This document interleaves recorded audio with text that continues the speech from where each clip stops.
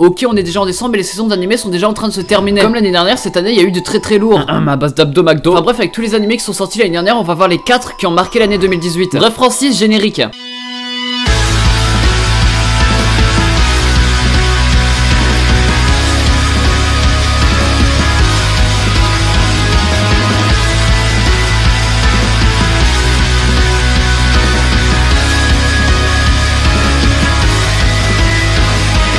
Hey salut à tous ces gens, c'est Rush Manga, on va parler de 4 animes qui ont marqué l'année 2018. Techniquement c'est les 4 qui sont sortis le plus du lot. C'est un peu comme ouais, du coup si vous avez aimé la vidéo, tu peux lâcher un petit like, ça me ferait super plaisir comme d'habitude. Là on va faire différent, je vais vous parler pour une prochaine vidéo. Dites-moi en commentaire pour vous l'anime que vous attendez le plus l'année prochaine. Du coup je choisirai les 4 qui seront le plus cités. Vous êtes là pour la vidéo et moi aussi, du coup c'est parti. On a commencé avec un animé qui a surpris tout le monde. Directement fait par Netflix, vous l'aurez compris. Devilman Crybaby, c'était le gros buzz du début d'année. Pour ceux qui ont oublié de quoi ça parlait, je vais vous rafraîchir la mémoire. Ça nous parle d'un lycéen du nom de Akira. En gros c'est un lycéen qui habite chez son ami. C'était un peu une victime jusqu'au jour où son ami d'enfance Ryo va revenir au Japon. Ça va rester une victime encore. Et sur Ryo va lui dire qu'il y a des démons qui vivent entre les humains. Akira le croyait pas trop, ça restera une victime encore. Et du coup Ryo va l'amener en endroit pour lui prouver ce qu'il dit. C'est là où Akira restera. Bon ok j'arrête. Ça restera une victime encore. Manque de chance, Akira va fusionner avec un démon qui s'appelle Amon. Sauf que lui la différence c'est qu'il est mi-humain mi-démon. Et son objectif à lui sera de combattre les monstres méchants. Il se rendra vite compte qu'en vrai les monstres c'est pas les démons mais plutôt les humains. Il va donc y avoir un long combat autour de ça. Enfin bref, j'ai fait une blague à répétition sur quelque chose et c'est ultra important. Je voulais accentuer le changement de personnalité du personnage principal. Alors oui, c'est un des points que je trouve ultra bien travaillé parce que cet animé c'est un animé de malade. Le personnage principal est bien sûr bien centré et sa personnalité va évoluer au cours de l'histoire comme si elle était proportionnelle en fait. Pour ceux qui ont eu 7 à leur DM, en gros plus la situation va s'empirer, plus sa personnalité va s'empirer aussi. Vous verrez que quand l'anarchie arrive, la personnalité du personnage principal craque, boum, ça fait des enfants. Petit coquin va. Ensuite, juste en parlant du scénario en fait, tout est recherché, il y a même des indices planqués partout pour savoir l'histoire. Hop, je m'abaisse, trouve un indice. Non, je rigole, abonnez-vous, j'en parle. L'ambiance comme je vous l'ai dit, elle est ultra entraînante. C'est un animé ultra poussé avec des thèmes assez osés. Donc je préviens que c'est pour public averti. Sur les 3 premiers épisodes, je crachais vraiment dessus, mais quand je l'ai vu en entier, j'étais hypnotisé par l'histoire et quand tu rentres à fond dedans, c'est vraiment que t'as bien aimé. Juste commencer entraînant, ça rentre facilement dans mon top 10 animé. Je pense même que vous l'avez déjà vu toute l'explosion qu'il y a eu derrière. Et Netflix va continuer à prendre une grande part dans les animés par la suite. Enfin bref, c'est un animé de seulement 10 épisodes, sorti en hiver 2018. Il touche pour genre action, aventure, drame, horreur, épouvante, surnaturel. Et pour thème démon et gore, mention spéciale aux OST qui sont vraiment excellents. J'ai pété sa pub. Oignons, tomates, salade, pâtes. Non, ça sent ce que j'ai mangé hier. Bon allez, je rigole. En printemps 2018, on a eu quoi? Hormis les gros titres sortis en même temps, c'est Devilman qui a su augmenter sa popularité comparé aux autres. C'était pas mon préféré, mais j'ai quand même bien aimé, donc pourquoi pas. Ça me parle d'un monde où en gros il existe des vampires. On va suivre l'aventure d'Anzai. En gros, c'est un policier mi-humain, mi-vampire. Il poursuit les autres vampires plutôt méchants. C'est ceux qui se nourrissent grâce au sang humain. Un jour, ça sera le cas, il va sauver la vie d'une lycéenne du nom de Terra Forma.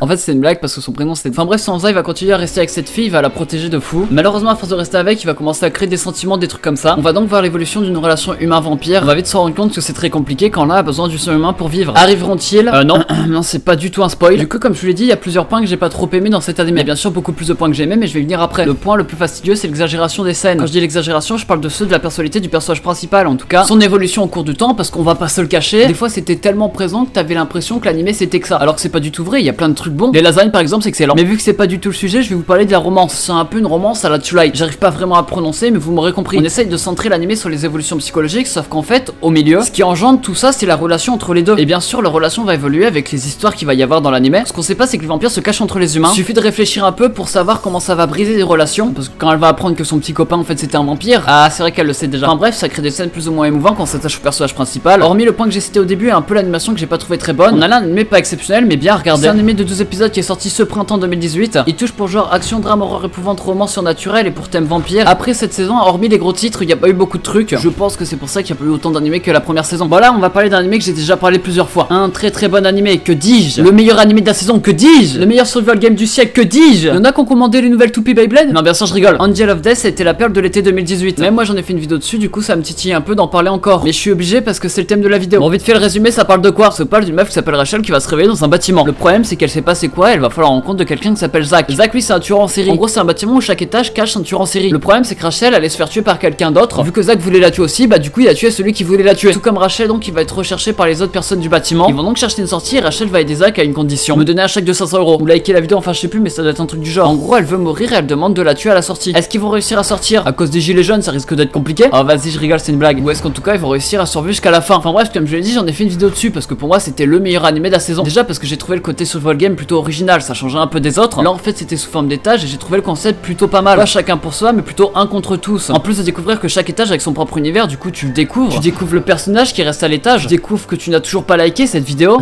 Non vas-y je rigole, je force un peu là. Mais surtout au final tu vas te rendre compte que les personnages les plus mystérieux c'est les personnages principaux. Et c'est sous forme d'indices que tu vas en apprendre de plus en plus sur eux. Avoir fait oublier la mémoire à Rachel c'est une chose, mais du coup ça a ouvert plein de possibilités de scénario. Et je pense en plus du concept qui était pas mal, en plus de tous ces détails bien tirés, ils pouvaient que réussir cet animé. C'est ce qu'ils ont fait malgré que je leur dirais pas assez, mais le fait que ça se répète un peu trop, j'ai pas trop aimé. Prends soin de toi, Garnier. Hop, ça c'est de l'argent facile. Bref, c'était l'animé cet été, il comporte 12 épisodes. Il touche pour genre action, drame, horreur épouvante, josai, mystère, psychologique, thriller et pour thème survival game. Si vous l'avez pas vu, vous avez manqué un truc. Le dernier animé que je vais parler, c'est un animé où je prévois de faire une vidéo entière dessus tellement que c'est bien. On me l'avait conseillé, j'y croyais pas, mais pourtant, c'est l'un des 3 animés les plus aimés de cette saison. Du titre Moi quand je me réincarne en slime, en anglais Moi quand je me réincarne en slime, et du titre original Tensei Shitara Slime d'Ataken. L'animé est toujours en cours de diffusion, mais il y a 24 épisodes de prévus. Ça nous parle d'un mec qui s'appelle Satoru et il se fait assassiner. Heureusement pour lui, il va se réincarner dans un autre monde, sauf que le problème c'est qu'il va se réincarner en slime. Donc le slime c'est le monstre le plus nul du monde, un peu à la Minecraft. Bien sûr, il va découvrir ce monde et il va être face à des ennemis. Et pour les combattre, parce que oui, il va combattre malgré que ce soit le monstre le plus nul, c'est qu'il va pouvoir voler un peu les capacités des ennemis, un peu à la Kakashi. Enfin bref, en soi, le monde c'est un animé fantasy. Et que si on laisse que ce détail de côté, en fait, le monde fantasy est très bien réussi déjà. On arrive facilement à s'attacher aux personnages et surtout à s'attacher à leur ambiance, parce qu'on a l'impression que c'est un monde très joyeux dû aux couleurs et au car design des personnages. Alors qu'on va vite voir que ce monde est beaucoup plus mature que certains mondes fantasy. Et du coup, comment ça fonctionne avec le slime? Parce que c'est le point le plus intéressant, hormis le monde que j'ai trouvé parfait, il y a ce point en plus, ce personnage principal. Comme je l'ai dit, il s'adapte au monde et il s'adapte surtout à l'ennemi. Et c'est là le truc plutôt drôle ou plutôt ironique, c'est que le personnage le plus nul, entre guillemets, va réussir à évoluer pour devenir peut-être l'un des plus forts, on sait pas. Un peu à la... Non, en fait, j'ai pas d'idée. C'est un slime qui va nous surprendre et qui va surtout nous faire rire. Ils vont profiter que ce soit un personnage réincarné, donc quelqu'un qui soit réincarné dans un monstre, pour créer diverses blagues et rigoler derrière. La plupart des blagues m'ont fait rire. Et je pense même que pour l'instant, sur les épisodes qui sont sortis, on a 9 quand je fais la vidéo, bah j'ai pas vraiment trouvé de défaut. Je pourrais parler des personnages qui accompagnent le personnage principal, ou bien alors des combats, ou bien de plein d'autres trucs, les histoires des personnages, etc. Jusqu'aux OST, c'est un animé qui m'a donné des frissons. Les animés comme ça fait longtemps que j'en ai vu. Je pense que ça date de Suka par exemple. Et là, ça fait vraiment plaisir d'en avoir un de ce level quoi. Bref, cet animé date de cette saison, il y a une vingtaine d'épisodes de prévus. Il touche pour genre action, aventure, comédie, drame, fantasy, seinen et pour thème autre monde, monstre et réincarnation. Il nous vient tout droit du studio d'animation 8 bits.